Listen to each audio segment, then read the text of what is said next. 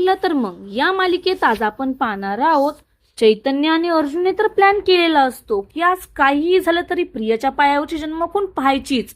घरातले सगळे इकडे डायनिंग टेबलवर नाश्ता करण्यासाठी बसलेले असतात. अर्जुन त्यांना म्हणतो, आपण गणपती बाप्पाचं विसर्जन आणि प्रतिमा त्याची वाचा परत आली याचं सेलिब्रेशन म्हणून आपण एक गेम खेळू, ट्रूथ आणि डेअर.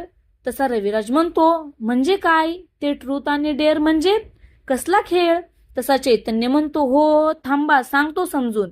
आपण एक बाटली फिरवायची आणि त्या बाटलीचं तोंड जर कोणाकडे तरी येऊन थांबलं तर आपण त्याला ट्रूथ किंवा डेअर असं सांगायचं.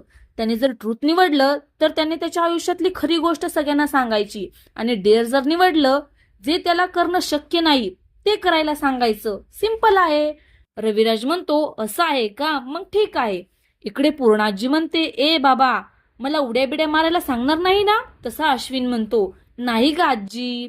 आता कल्पना सगळ्यांना म्हणते, रात्री खेळायचंय ना खेळ, मग आता तुम्ही सगळे आराम करा. अस्मिता तू पूर्णाईला आत घेऊन जा. तसे सगळे तिथून निघून जातात. रात्री इकडे सगळे गेम खेळण्यासाठी हॉलमध्ये जमलेले असतात आणि खेळाची ऑलमोस्ट तयारी झालेली असते. तेवढ्यात अर्जुन आणि चैतन्य येतात. अर्जुन म्हणतो, वा अश्विन छान अरेंजमेंट केली या, मस्त. आता सगळे खेळ खेळण्यासाठी खाली बसतात. अर्जुन बॉटल फिरवतो आणि ती बॉटल त्याच्याच दिशेने येऊन थांबते. चैतन्य म्हणतो, मी सांगणार अर्जुन तुला ट्रूथ.